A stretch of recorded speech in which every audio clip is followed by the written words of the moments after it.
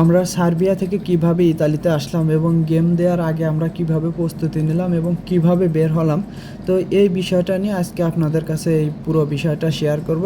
তো আসসালামু আলাইকুম, আশা করি সবাই ভালো আছেন। আর যারা ভিডিওটি নতুন দেখছেন অবশ্যই চ্যানেলটি সাবস্ক্রাইব করবেন এবং ভিডিওটিতে একটি লাইক দিবেন। তো আমরা যখন পরিকল্পনা করি যে আমরা সার্বিয়াতে আর থাকবো না, আমাদের টিআরসি করে দেয় না এবং কোনো অসুস্থ হয়ে গেলেও কোনো ডাক্তার দেখায় না, তো এরকম বিভিন্ন পরিস্থিতিতে পড়লাম। আমাদের ভিসার মেয়াদ শেষ হয়ে গেল, তো মালিক বলে আজ করবে কাল করবে এরকম বলে, আর আমাদের দিয়ে অতিরিক্ত খাটনি করায়, যত কষ্টের কাজ আছে ওইগুলো আমাদের দিয়ে করায়। তো পরবর্তীতে আমরা ভাবলাম না, এইখানে থেকে আমাদের টিআরসি যদি নাই হয় তাহলে এখানে থাকলে আমরা যদি দেশে যাই কোনো সময় আর আসতে পারবো না। তাহলে আমরা চিন্তা করলাম যে এইখানে যে 2 বছর থাকার পরে তারা আমাদের পাঠিয়ে দিলে আর আসতে পারবো না, তাহলে আমরা 2 বছর ইউরোপের কোনো একটা দেশে যাই, ইতালি অথবা যে কোনো ইউরোপের দেশে গিয়ে 2 বছর কাজ করি। 2 বছর কাজ করার পর আমাদের দিনাটাও শোধ হয়ে যাবে এবং কিছু পুঁজি হলে দরকার তখন 2 বছর 2.5 বছর পর এমনিতেই চলে যাব। তো আমাদের পরিকল্পনাটা ছিল এরকম। তো আমরা যেদিন বের হই তার আগের দিন আমাদের কাজ শেষে আমাদের বেতন বুঝিয়ে দেয়। যারা আমরা সার্বিয়ার ওই মালিকের আন্ডারে কাজ করতাম সবার বেতনগুলো দিয়ে দেয়। তো বেতনটা দেওয়ার পরে আমরা পরিকল্পনা করি যে অতিরিক্ত আমরা 2-1 দিন কাজ করব না, আমরা আজকে রাতেই বের হয়ে যাব। তো আমরা রান্না বাড়া করলাম, রাতে খাওয়া দাওয়া করলাম এবং বিভিন্ন দালাল আমাদের আগে থেকেই ফোন দিত যে ভাই কবে যাবেন এরকম বলতো। তো আসলে সার্বিয়াতে আসার পরে অনেক দালাল দেখবেন যে এরকম বলে, যারা আসছে তাদের হয়তো অভিজ্ঞতা আছে। তো বিভিন্ন জায়গা থেকে যারা এরকম গেম দিয়ে ইউরোপে ঢুকায় এরকম দালালেরা ফোন দেয় এবং যোগাযোগ করে, কারণ ফেসবুকে ছবি দেখে। কারণ আমরা যখন ইউরোপের দিকে আসি তখন সবাই ফেসবুকে ফটো দেয় বা বিভিন্ন জায়গার ছবি দেয়, তো তখন তারা বুঝতে পারে এরা বলকান কোনো দেশে আছে, তো তখন যোগাযোগ করে বা তারা যেভাবেই হোক বোঝে। তো পরবর্তীতে এরকম যোগাযোগ করে। তো অনেক দালালের সাথে কথা হয়, কমপক্ষে 4-5 জনের সাথে কথা হয়। তো কেউ টাকা বেশি চায়, কেউ কম চায়। তো এরকম কেউ বলে যে আধা ঘন্টা হাঁটা লাগবে, কেউ বলে 10 মিনিট, কেউ বলে যে শুধু বর্ডারটা হাঁটা পার হইবা পরে গাড়ি পাইবা, কেউ বলে 2 ঘন্টা। তো বিভিন্ন জনের বিভিন্ন লোভনীয় অফার এবং বিভিন্ন জনের রেটও বিভিন্ন রকম। কেউ দেখা যায় যে বেশি টাকা যাচ্ছে, মনে হয় যে ওই লোকটাই মনে হয় ভালোভাবে নেবে, পরে 2 নাম্বারই করবে না, কারণ এই লাইনটাতে অনেকেই আছে 2 নাম্বারই করে। তো পরবর্তীতে আমরা 2 জন ডিসিশন নিয়ে নিলাম যে তাহলে আমরা আজকে রাতে বের হব। তো আমরা পরিশেষে পরিকল্পনা অনুযায়ী আমরা একজনকে সিলেক্ট করলাম যে এর মাধ্যমে যাব। 4-5 জনের মাধ্যমে তো আর যাওয়া সম্ভব না। তো পরবর্তীতে আমাদের পাকিস্তানি যে দালালের মাধ্যমে আমরা যাওয়ার জন্যই সিদ্ধান্ত নিলাম। তো ওই দালালের কথাটা ভালো লাগলো, কথা কাজে মনে হচ্ছিল যে মিল আছে এবং সে কিছু দেখালো ভিডিও যে তার লোকজন আছে ওইখানে, তো সেগুলো দেখলাম। তো দেখার পরে যখন রাত 11টা-10টা বাজে তখন আমরা খাওয়া দাওয়া করে একদম ফুল রেডি হয়ে গেলাম, কাপড় চোপড় যাই হোক নিয়ে টিয়ে ব্যাগ ট্যাগ যা ছিল সব গুছালাম। পরবর্তীতে বলে যে অপেক্ষা করো, গাড়ি আসতেছে। তো আমরা লোকেশন দিলাম, আমরা ছিলাম সার্বিয়ার, ওই জায়গাটার নাম ছিল ইস্ত্রা পাজোভা। তো ইস্ত্রা পাজোভাতে আমরা ওই মালিক আমাদের যে বাসা দিছিল ওইখানেই থাকতাম। তো এইখানের একটু দূরে গিয়ে লোকেশন দিলাম যে এইখানে, কারণ সরাসরি বাসার সামনে আসলে কোনো হয়তো কেউ বুঝতে পারবে যে ওরা চলে যাচ্ছে। তো আমরা যে বাসাতে ছিলাম আরও বেশ কয়েকজন লোক ওই বাসাতে থাকতো। পরবর্তীতে আমরা রাতে অপেক্ষা করতে থাকলাম, রাত 12টা 1টা 2টে বাজে গেল। পরবর্তীতে তারা বলে যে না, এখন রাস্তাতে প্রচুর চেক চলতেছে, পুলিশের ঝামেলা, তো গাড়িটা যেতে পারবে না।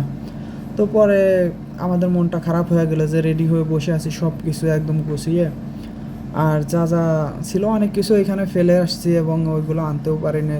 রাইস কুকার, প্রেশার কুকার সহ বিভিন্ন কিছু খাবারের মশলা টশলা অনেক কিছু, এগুলো কাপড় চোপড় ওইখানে রেখে আসছে। কারণ যখন গেমের জন্য বাড়াই তখন কিন্তু কিছু আনা যায় না, সামান্য স্কুল ব্যাগ বা হাতে একটা ব্যাগ এই আর কি।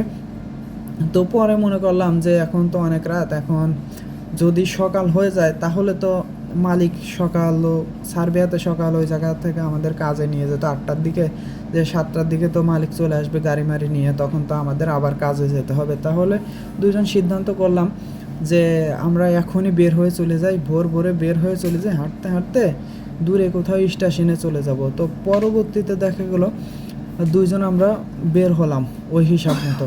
তো আমরা যখন বের হলাম আমাদের হাতে ব্যাগ ট্যাগ আর যে রুমে আমরা থাকতাম ওই রুমটা তালা দিয়ে চলে আসছি, চাবিটা নিয়েই চলে আসছিলাম। তো পরবর্তীতে আসার সময় কয়েকজন দেখছিল যে আমরা চলে যাচ্ছি। তো পরে হয়তো তখন মালিককে বলে নাই এবং পরবর্তীতে হয়তো যখন কাজে যাওয়ার জন্য আসে তখন হয়তো বুঝতে পারছে। তো আমরা রাস্তা দিয়ে প্রতিদিন যে রাস্তা দিয়ে কাজে যাই, মালিকের যে বাসা ছিল ওই ওই রাস্তা দিয়ে আমরা ওই দিন আর যাইনি। ওই দিন আমরা অন্য একটা মেন রোড ছিল সেই রোড ধরে আগাতে থাকি। তো সেই রোড ধরে যাইতে যাইতে আমরা রেল স্টেশনের কাছে চলে যাই। আপাতত প্রায় 3-4 কিলোমিটার হাঁটি দুজনে, হাঁটার পরে রেল স্টেশনে যাই। তো ওইখানে যাওয়ার পরে যে আমাদের কাছে ডলার ছিল, সার্বিয়ান টাকা আমরা চেঞ্জ করে দিনার চেঞ্জ করে আমরা ডলার বানাইছিলাম, ডলার ইউরো বানাইছিলাম। তো ইউরোগুলো ওইখানে ট্রেন স্টেশনে নেয় না, কারণ ওই দেশের ন্যাশনাল যে টাকা আছে, দেশের জাতীয় আমাদের দেশে যেমন টাকা ওই দেশের দিনার, তো ওইগুলো নেয়। তো তখন কি করি, মহা একটা বিপদে টিকিট কাটবো কীভাবে, দালালের ফোন দেই, দালাল ফোন ধরে না। তো পরবর্তীতে অন্য একজনের সাথে কথা হলো সকালে 9টার দিকে। তো সে বললো যে সাবাক সিটিতে চলে যায়, তাও মানে বর্ডারের দিকে একটা জায়গা। তো সেই জায়গাতে আমরা যাওয়ার জন্য প্রস্তুতি নিলাম এবং টিকিট কাটার সময় আমাদের কাছে ইউরো ছিল, তো আমরা টিকিট কাটতে পারি নাই।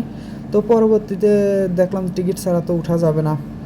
তো পরে ওই জায়গা থেকে আবার আমি ফিরে বাজারের দিকে আসি, যে টাউনের দিকে, কারণ স্টেশনটা বাজার থেকে দূরে ছিল। এক্সচেঞ্জে আসে আবার 20 ইউরো ছিল, ওইটা আমরা আবার ভাঙা খুচরা করে ওই দেশের টাকা নিয়ে তারপরে আবার ফিরে আসি। এবং ভয়ে ভয়ে ছিলাম যে মালিক যদি দেখে ফেলে, মালিক দেখে ফেললে তো আমরা এখান থেকে আর বের হতে পারবো না।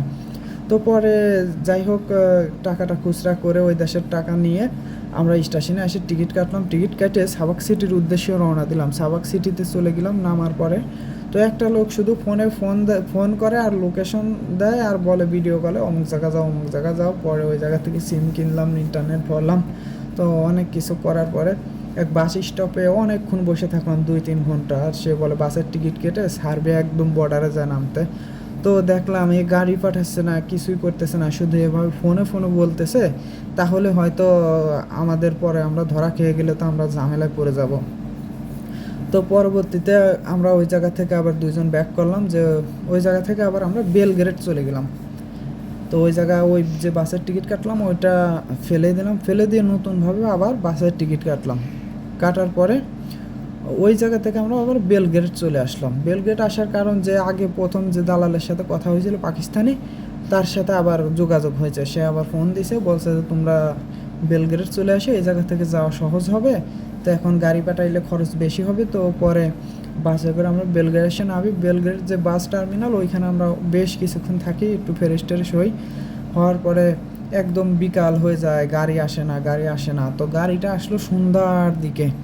তো সন্ধ্যার দিকে যখন গাড়িটা আসলো, কালো রঙের একটা গাড়ি, এবং আশেপাশ দিয়ে পুলিশ ঘোরাঘুরি করতেছিল। তো খুবই ভয় লাগতেছিল যে যদি ধরে এবং ঝামেলায় পড়ে যায় যদি, কারণ ব্যাগ ট্যাগ নিয়েছিলাম। দেখলেই কেমন যেন ভীতু প্রকৃতির মানে দেখা যাচ্ছিল আমাদের ফেসটায়। পরবর্তীতে ওই একটা গাড়ি আসে কালো রঙের, ওই গাড়িতে করে আমরা চলে যাই ওই শহর থেকে, সার্বিয়া যে বেলগ্রেড থেকে বেশ কিছু দূরে যাওয়ার পরে একটা জঙ্গল মতো পাই। তো ওই জঙ্গলের কাছে নামা দিয়ে আর মাঝে কিছু খাবারও কিনছিলাম ড্রাইভারের দেওয়ায়। তো পরে ওইখান থেকে জঙ্গলের কাছে যখন নামাই দেয়, ভিতরে যাওয়ার পরে দেখি একটা গ্যারেজের মতো ঘর, বড় উঁচা, অনেক উঁচা। বিল্ডিংটার ঘরটার ছাদ একটা ফ্যাক্টরি কোয়ালিটি আর কি, গ্যারেজ ছিল মনে হচ্ছে এক সময় কোনো মেকানিক্যাল গাড়ির।